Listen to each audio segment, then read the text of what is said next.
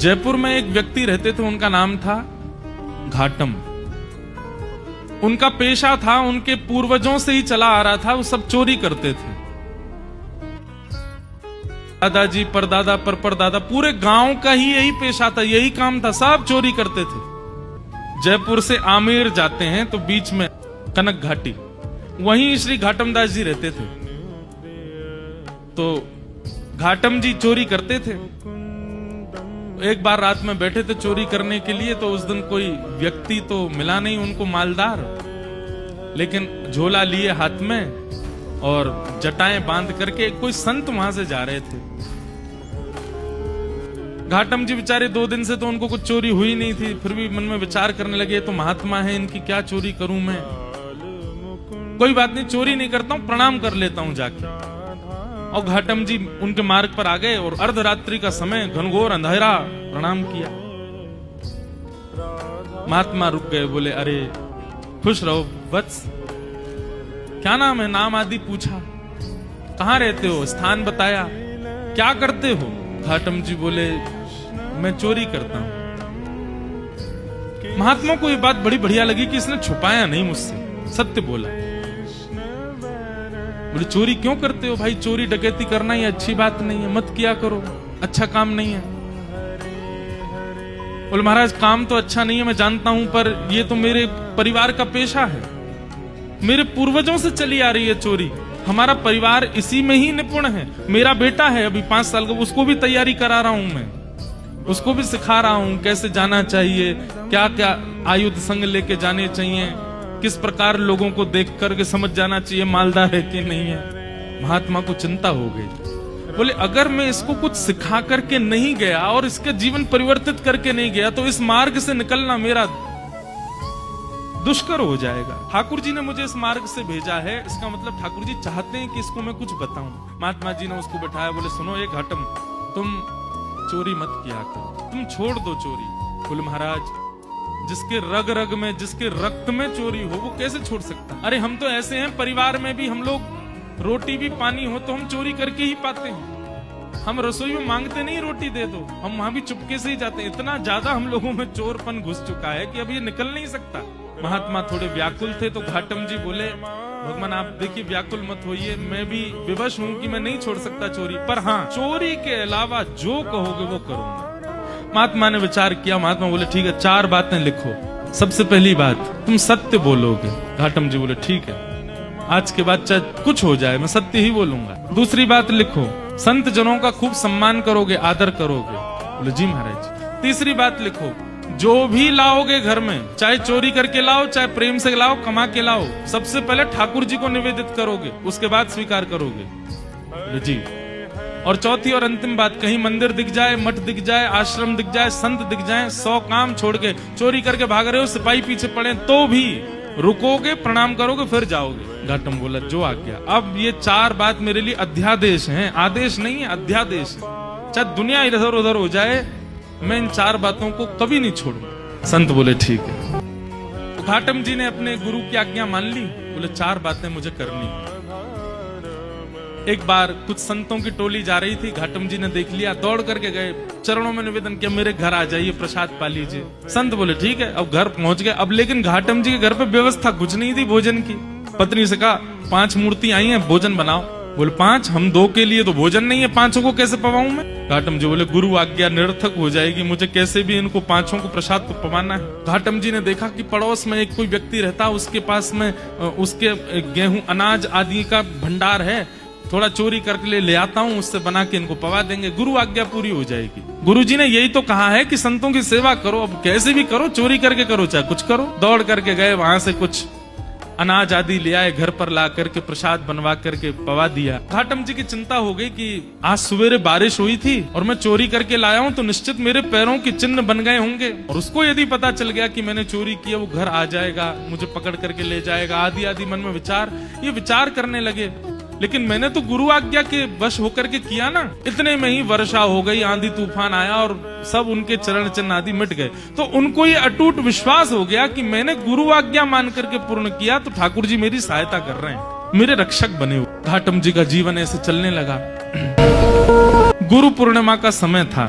घाटम जी ने मन में विचार किया, मेरे गुरु ने मुझको सब कुछ प्रदान किया, इस बार गुरु दक्षिणा के रूप में ऐसी कोई वस्तु या इतना धन कुछ दूं गुरुदेव के यहाँ कि वर्षों तक भी अगर मेरे यहाँ से सेवा ना जाए तो गुरु जी को दिक्कत ना हो, मेरी तरफ से ऐसा रहे कि हाँ परिपूर्ण हो गई सेवा। उसके लिए एक बड़ी चोरी कर लेता हूँ, उसके बाद फिर मैं धीरे धीरे छोड़ ही दूंगा। एक बड़ी चोरी करता हूँ, उससे जो धन आएगा गुरुदेव को दे दूंगा। और घाटम जी ने विचार किया क्या चोरा हूं। तब उन्होंने विचार किया, बोले कि यहाँ आमेर का जो राजा है इसके घोड़े बड़े कीमती हैं और उनमें भी एक काला अश्व है, काला घोड़ा है, वो सबसे ज्यादा कीमती है, ऐसा पूरे भारत में नहीं है। यदि उसको मैंने चोरी कर लिया और उससे जो धन आएगा वो यदि मैंने गुरुदेव को दिया तो आजीवन मुझे जितना देना चाहिए उतना एक बार में ही दे दूंगा मैं गुरुदेव को। तो गुरुदेव के यहाँ गुरु पूर्णिमा की सेवा मेरी तरफ से होती रहेगी। घाटम जी चोरी करने के लिए जा रहे हैं। एक सामान्य से घोड़े पर बैठ करके घाटम जी और सीधे राजभवन में प्रवेश कर रहे हैं। मुख्य द्वार से ही प्रवेश करने लगे तो द्वारपालों ने रोका, ए कहाँ जा रहे हो, क्या नाम है तुम्हारा? बोले घाटम। कहाँ जा रहे हो? बोले चोरी करने जा रहा हूँ। झूठ नहीं बोलना है, गुरुदेव ने मना किया है। द्वारपालों ने मन में विचार किया, ये जरूर राजा का कोई गुप्तचर है, राजा का कोई बहुत घनिष्ठ व्यक्ति है, हमने इसको रोक दिया है इसका परिचय पूछने, इसलिए बुरा मान गया, बुरा मान करके कह रहा चोरी करने जा रहा हूँ। ए भाई सुनो, द्वार खोल दो, ये कोई राजा का परिचित व्यक्ति होगा, ऐसे कौन बोलता चोरी करने जा रहा हूँ। द्वार खुल गए, वो भीतर प्रवेश कर गए। भीतर प्रवेश करके घुड़साल में गए, वहां सबसे महंगा घोड़ा जो काला अश्व था उसको खोल लिया, बैठ गए, लेकर के बाहर आने लगे, खुले में ही सबके सामने बाहर की ओर जाने लगे। तो द्वारपालों ने कहा ये तो राजा का घोड़ा है, ये क्यों ले जा रहे हैं? फिर भैया ये काला अश्व कहाँ लेके जा रहे हो?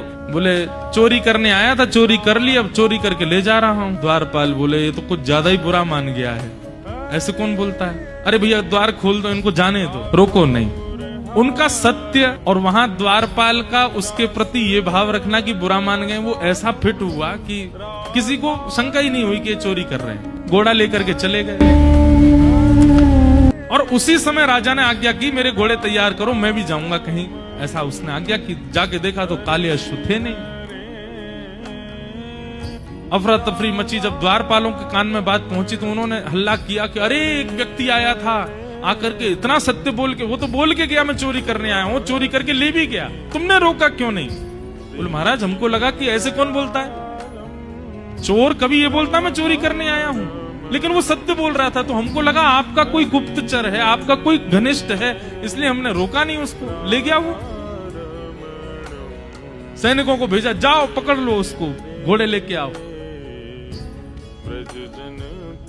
घाटम जी घोड़ा लेकर के जा रहे थे, दौड़ रहे थे खूब तेज की राजा के कोई दूत आए उससे पहले मैं इसका विक्रय कर दूं कहीं। लेकिन तभी उसी मार्ग पर ही एक मंदिर पड़ा राम जी का, और वहां संभवतः उसी समय आरती चल रही थी। गुरुदेव की आज्ञा याद आ गई। बोले गुरुजी ने कहा था कहीं मठ मंदिर आश्रम दिख जाए तुरंत रुक के प्रणाम करना। तुरंत अपना घोड़ा रोका। भयभीत है मन में, लेकिन गुरु आज्ञा पर इतना विश्वास, घोड़े को रोका, खड़ा किया, वहीं एक पेड़ से बांध दिया, भीतर भाज करके गए। जल्दी जल्दी प्रणाम कर रहे थे, आरती चल रही थी, आरती प्रणाम की, संतों को प्रणाम किया, परिक्रमा लगा रहे थे, 4 परिक्रमा करी। लेकिन जब तक वो बाहर आते उससे पहले सैनिक आ गए, और सैनिकों ने आकर के देखा घोड़ा खड़ा है। लेकिन एक आश्चर्य हुआ, वो घोड़ा जो काला था वो श्वेत हो गया था, लेकिन घोड़े की आकृति, घोड़े की कद काठी, घोड़े का स्वरूप बिल्कुल वैसा ही था जैसा उस काले, बस उसका वर्ण श्वेत हो गया। तो सैनिक खड़े तो हो गए आके, लेकिन कहने ये घोड़ा तो वही है, लेकिन ये श्वेत कैसे हो गया? घाटम जी निकल करके बाहर आए, सैनिकों ने उनकी ओर देखा, ये घोड़ा किसका है? बोले घोड़ा राजा का है। बोले राजा का घोड़ा तो काला था, ये श्वेत कैसे हो गया? तुम चोरी करके लाए ना? बोले हाँ मैं चोरी करके लाया। ये श्वेत कैसे हो गया? बोले ये तो मुझे नहीं पता, क्योंकि मैंने जब बांधा था तब तो काला ही था।